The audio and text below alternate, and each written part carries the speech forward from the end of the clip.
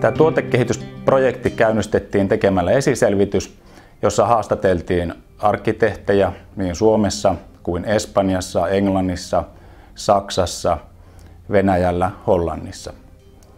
Me tehtiin messumatkoja kansainvälisille messuille, jossa tutkittiin, mihin tämä kaidemaailma on menossa. Siellä tuli selkeästi esille, että uudelta kaiteelta toivotaan selkeitä lasipintoja, vähemmän profiileja. Tietynlaista aineettomuutta.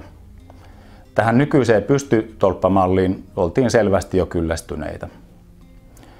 Niin me tehtiin tästä kaiderakenteesta semmoinen, että tuulikuormat viedään vahvalla käsijohteella seinärakenteisiin. Kiinnikkeistä arkkitehtit varoittelivat, että älkää käyttäkö rumia kömpelöitä teräskiinnikkeitä, joista törröttää pultin kannat ja mutterit. Niin me valittiin kiinnitysmateriaaliksi valualumiini, jolla me saavutetaan riittävän kestävä lujuus, mutta myös kaunis muotoilu. Ja tässä muotoilussa käytettiin yhteistyökumppanina kansainvälistäkin tunnustusta saavuttanut toimisto. Ja muotoilun tavoitteena oli saada klassisen, tyylikäs, aikaa kestävä muotoilu. Vältettiin muotoilukikkoja, johon helposti kyllästytään. Tämän tuotekehitysprosessin mukana kehitettiin myös toimintatapamenetelmiä, prosessia niin, että toimitusaikaa pystytään lyhentämään ja sitten joustamaan asiakastarpeiden mukaan aikatauluissa.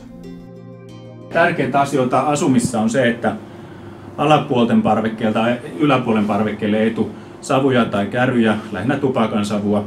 Niin tämä rakenne on suunniteltu niin, että täältä ei ole suoraa yhteyttä parvekkeille. No, tämä Lumonen uusi kaidejärjestelmä on kyllä hyvin eletön ja selkeä, joka antaa tuolle rakennukselle aika mukavan modernin ulkonäön. Nykyisen kerrostaloarkkitehtuurissa parvekkeet on hyvin merkittävä elementti. Että se voi melkein sanoa, että se muodostaa koko julkisivun, tai ainakin tärkeän osan sen sommittelusta.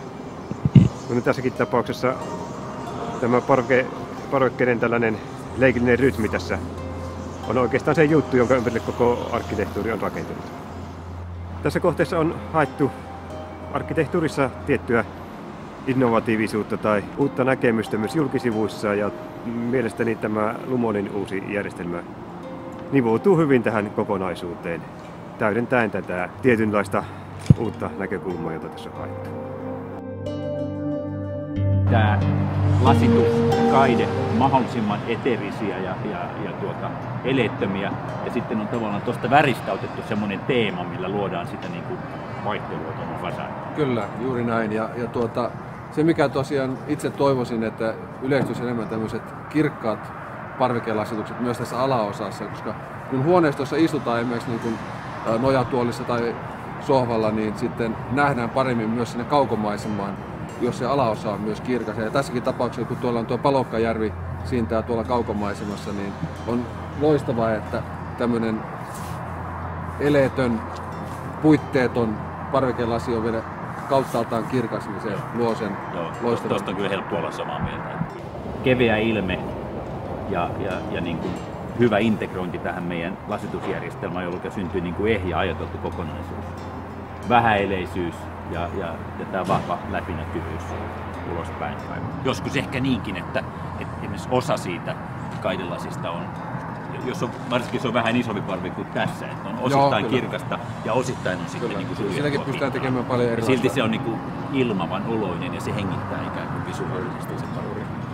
Liittymät on viimeistelty ja sekä alapään liittymässä siellä on alaprofiili, mikä tulee suoraan laattaan kiinni ja näin ollen sinne ei jää rakoja, veisi roskaa tai muuta, mutta myös palo-osastointi ja savun kulkemisasiat on huomioitu.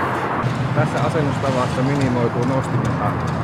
Nostimella suoritetaan tavaran nostamiset parvekkeelle sekä kaiteen että parvekelasituksen, ja asennus tapahtuu parvekkeelta toiselle siirtyen. Ensin kaiteen asennus ja sen jälkeen parvekkeelle. Ensimmäisenä alapaare kiinni suoraan. Sitten seuraavana laitetaan seinäkiinnikkeet pystyyn ja myös suoraan. Seuraavana laitetaan yläkäsijohteen kannakkeet seiniin kiinni ja nostetaan käsijohde siihen päälle. Ja seuraavana on sitten lasiase.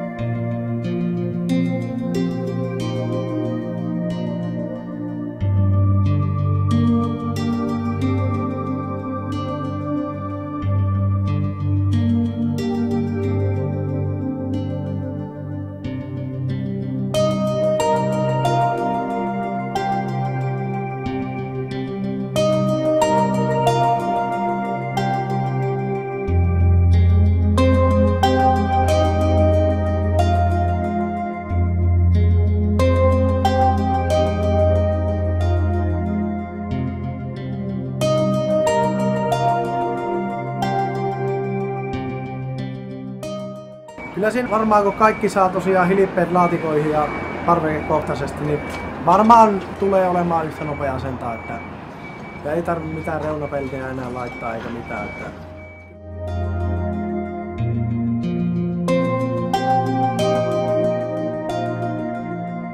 Ajateltiin, että juuri tämän VXY-talon sijaintinsa puolesta ja tämmöisenä maamerkkinä olevan talon sitä edes sopii niin kuin ajatuksellisestikin, että on joku uusi tuote, joka on vähän erilainen.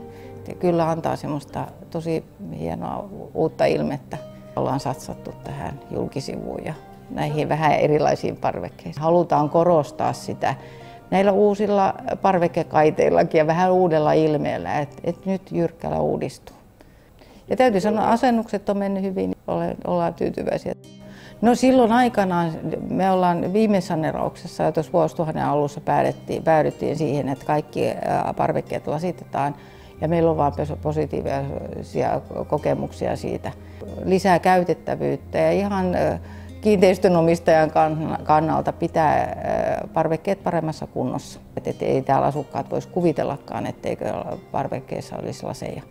Voi sanoa, että tuntuu olla ihan jo välttämättömyys. Eli nyt kun on menty tähän toiseen julkisivukierrokseen, niin huomaa, että saneeraustarve ei ole niin suuri kuin niillä avoparvekkeilla. Että säästää kyllä kustannuksia ja asumismukavuutta.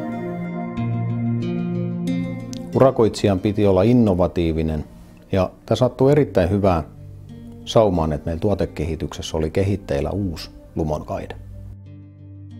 Tässähän tilaaja kertoi askelmerkit, että millä sinne päästiin ja he kertoi selvällä suomen kielellä, että pitää olla innovatiivinen ja kehittyä ja kehittää sitä hanketta sen edetessään. Oli loistava tilaisuus päästä tarjoamaan tätä ensimmäisten joukossa tätä uutta Lumon-kaidetta.